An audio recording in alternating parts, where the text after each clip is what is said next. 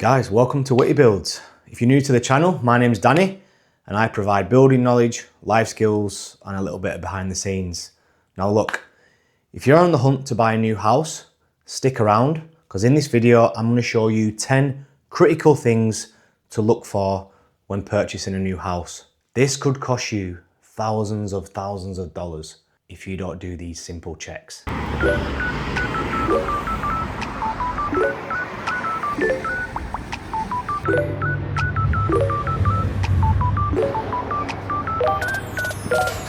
Buying a home is probably one of the biggest financial commitments you will make in your life, and it blows my mind that people walk into some of these properties and they're totally oblivious and blinded to what they need to look for. Let's dive into these 10 crucial things to check.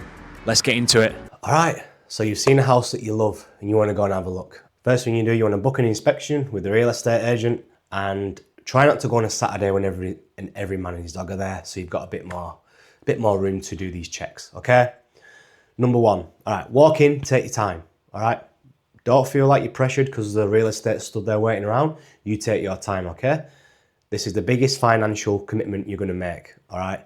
So take your time. All right, you walk through the front door. I want you to walk around, have a look at the wall linings. Are there any visual cracks on the walls? Is there any water damage on the ceilings? You know, walls and ceilings, look for cracks, okay? Another thing to look for is uneven floor surfaces. There's a couple of ways to check this. You could just take a ball with you, put it on the floor. If the ball moves around, then you've got some uneven floor surfaces, which could be potential subsidence in the building. You know, it's a bit of movement, which could be a red flag. Or you can put, if you've got a level, take a level with you, put the level on the floor. If you notice anything out of the ordinary, whack a level on, and you know, that could show that there's signs of movement. The next part, I'm going to show you myself underneath a property and what to look for. We're just here underneath this property. I just want to show you guys on what to look for whilst we're under here. So let's get into it, guys. Let's have a look around. As you can see, this property is on piers. You can see here that some of these piers have been repaired, probably due to previous movement. However, it does look quite good underneath here. I've had a look around. So what I want to show you guys is these are the existing brick piers. When you're under the house, you want to have a look to see if these piers are leaning, and the main point of contact is that they are supporting this bearer here. So that's a bearer, and this is your joist, and that's your flooring. Okay, your floor joists are usually 450 centers. These are all hardwood. And what you want to look for is, as you can see, on top of the pier, there's an ant cap. That stops any termites climbing up, going into the timber. See how that bearer is sat nicely on top of there? Check the mortar lines too. Can you see the mortar lines? So in between the bricks, you want to just, you know, have a look to see if it's not all deteriorating and there's bricks falling out and things like that. Now, these piers here have been replaced to metal piers, typically known as easy piers. There's a concrete footing on the bottom. So they dig out a big hole, pour the concrete in, let it dry, and then they sit these piers on top and they screw up. So they're nice and tight and fixed against the bearer, which is supporting the weight. Under here, I want to show you another thing to look for. In this house, they have just changed the bathroom. If you look under there, usually if there's any problems, you'll see water damage. Now I can see there is water damage under here. So that shows to me that there was a previous water leak. That's just something to look for. Another thing, what I was talking about whilst we're underneath the house, ventilation. You can see here, I've installed these vents. One there, one there, one there, and there's all weep holes along there. I mean, they could probably add a few more in, but it does seem fairly dry in here. There is a bit of, you can see that on the floor here, where it's quite damp, because there's nowhere for that water to go. That's just something to look for, guys. All right, whilst we're under the house. All right, next one. Number 3, moving on swiftly. If you're looking at a house and it's built on a concrete slab, one thing you want to look for is the weep holes. All right, are they covered up? Because that's the big no-no. A lot of the time you see the weep holes are covered up by soil and landscapes and garden beds, things like that, which if you don't know what a weep hole is, I'll just show you on this photo here. A weep hole allows for any moisture which is in the cavity. A cavity is inside your walls in your house. This allows for any moisture or water to drain out of the weep holes, all right? They should be placed around every 1.2 meters. And yeah, if they're covered up, you could get potential termites crawling in there. You can get moisture build up because the water doesn't have anywhere to drain out, okay? If it's a newer house, One thing I've seen a lot is concrete footpaths on the side of the property. They want to be, I'd say at least 50 to 75 millimeters step down from the bottom of your weep hole to the top of the concrete. I'll show you a little example here on the photograph. Because again, and the landscaping or the concrete, whatever surface may be, needs to be drained away from the property. You don't want to have it, you don't want the house here and it draining back, because you'll have water ponding here, which is a big no-no, okay? Any concrete needs to have fall away from the property, any landscaping or anything like that, okay? If you're not sure what a DPC is, it's called a damp proof course. This prevents any moisture, any rising damp coming through the brickwork, because bricks will just soak up moisture from the ground. Number 4, let's talk roofing. I know some of you are going to be quite limited what you can and can't look for on a roof. Here's just a few things to look for. Okay, so we'll talk, first one, we'll go with tiled roofs. So a tiled roof, you want to look for any cracked tiles or any deterioration in the pointing. The pointing is like what holds the ridge caps on the capping on top of your ridge or on your hips. So when you got any point like that, you got your capping on, you want to check just have a quick look at that. Cracked tiles, what's the condition of the roof? Does it look really old? There's a lot of moss and algae on the roof. Are your gutters, are they full of debris and is there a bloody forest growing in there? That's just a few things to look for on a tiled roof. Next we'll move on to a collarbond roof. Metal roofs, you want to look for if there's any rust or corrosion up there, any loose fixings. Can you noticed any damaged roof sheets? Another thing to look for is spreaders as well. This is on both types of roofs. Is a spreader. I'll just put an image of a spreader here, and these should discharge in the same direction of the roof sheet or the roof tile, and not onto a flashing or a hip or a valley. Hip or a valley, okay? It needs to charge onto the roof, okay? Had a look at the roof externally. Let's go internally and have a look at the roof cavity. You need to find out where the manhole is. If there is one, it could be a flat roof and there might not be a manhole, obviously. But if it's a pitched roof, get in the manhole. And here's what you need to look for when you get up there. Right, you're in the manhole, it's quite dark, so get a torch, get a head torch preferably, and you want to have a look for any water staining. Is there any water staining anywhere on the timbers? Is there any sagging? Can you see any sagging in the plasterboard? So you'll have your trusses running along like that, and then can you see any sagging of the plasterboard underneath? Exhaust fans. Are they externally ducted? If it's a newer house, then they should be. They shouldn't be just left in the roof space. They need to be externally ducted to allow for that ventilation in your extraction fan in your bathroom. Is there any sarking in the roof? If it's a newer home, then I'd want sarking in my roof if it was me. Is there any daylight? Can you see any daylight anywhere? Turn your torch off. Can you see any daylight, which could allow for water ingress? Ventilation too. Is there adequate ventilation in that roof space? Is there insulation on top of the plasterboard? Number 6 is wet areas and plumbing.